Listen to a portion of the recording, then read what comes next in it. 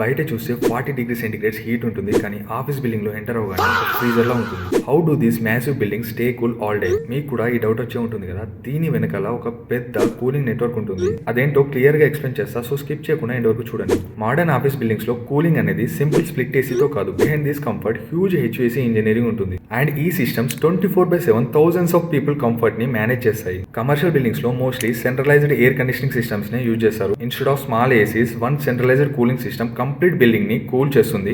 Cooled air ducts through different floors and rooms కి transfer అవుతుంది. Large buildings లో heart of cooling system ఏంటో తెలుసా?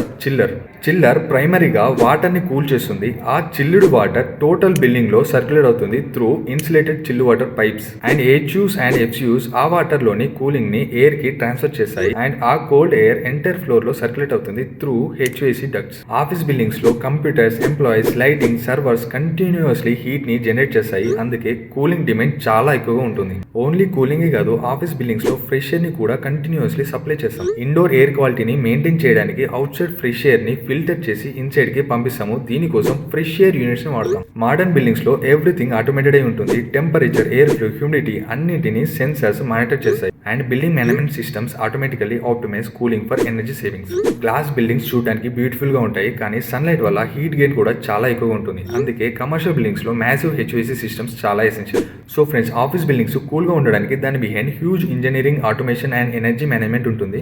ఇలాంటి రియల్ బిల్డింగ్ టెక్నాలజీ వీడియోస్ కోసం వెంటనే ఫాలో అవ్వండి. See you in the next one.